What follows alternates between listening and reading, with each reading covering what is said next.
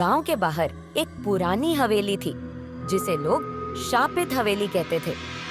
यह हवेली कई सालों से वीरान पड़ी थी और गांव के लोगों का मानना था कि वहां अजीब घटनाएं होती हैं। कहते हैं जो भी रात में वहां गया वो वापस नहीं लौटा।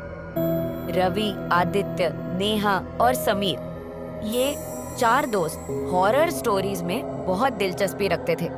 उन्होंने तय किया कि वे इस हवेली का रहस्य जानने के लिए अंदर जाएंगे। गांव वालों ने उन्हें बहुत रोका, लेकिन वे नहीं माने। रात के 12 बजे चारों दोस्त हवेली के पास पहुंचे। हवेली की खिड़कियां टूटी हुई थी, दीवारों पर जाले लगे थे और अंदर से अजीब सी सरसराहट सुनाई दे रही थी। हमें सच में अंदर जाना चाहिए? नेहा ने डरते हुए पूछा।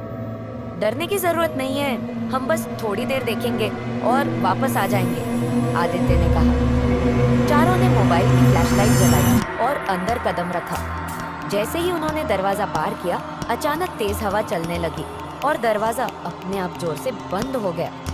अब तो हम फंस गए, समीर घबरा गया। जैसे जैसे वे अंदर बढ़े, हवेली का माहौल और अजीब होता गया। सीढ़ियों पर खून के धब्बे थे और दीवारों पर अजीब चित्र बने थे। अचानक उन्हें एक कमरे से किसी के रोने की आवाज आई। वो क्या था? रवि ने फुसफुसाकर कहा। चारों ने हिम्मत जुटाई और आवाज की दिशा में बढ़े।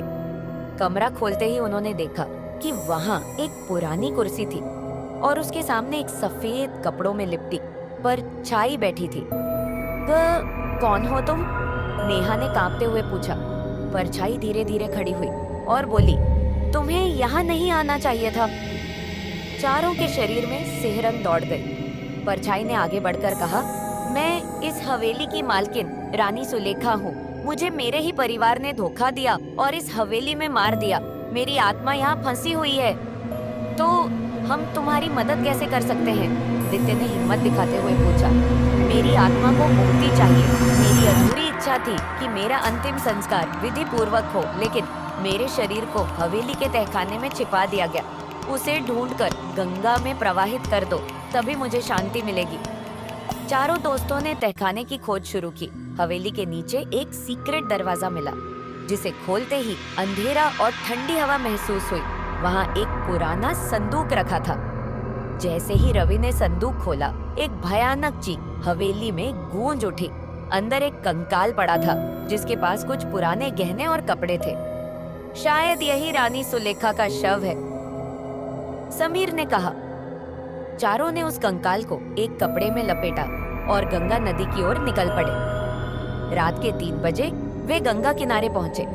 उन्होंने वैदिक मंत्रों का जाप किया और शव को नदी में प्रवाहित कर दिया।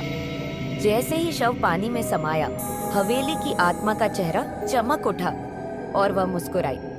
धन्यवाद, अब मैं मुक्त हूँ। और यह कहकर आत्मा स्वर्ग की ओर चली गई। अगले दिन जब गांव वाले हवेली के पास गए, तो देखा कि हवेली अब पूरी तरह ढह चुकी थी। गांव वालों को जब 4 दोस्तों की कहानी पता चली, तो वे दंग रह गए। अब वह जगह शापित नहीं रही और चारों दोस्तों को उनके साहस के लिए हमेशा याद किया गया। अगर आपको ये कहानी पसंद आई तो लाइक करें, कमेंट करें और हमारे चैनल को सब्सक्राइब करें। क्या आप कभी किसी भूतिया जगह पर गए हैं? कमेंट में बताइए।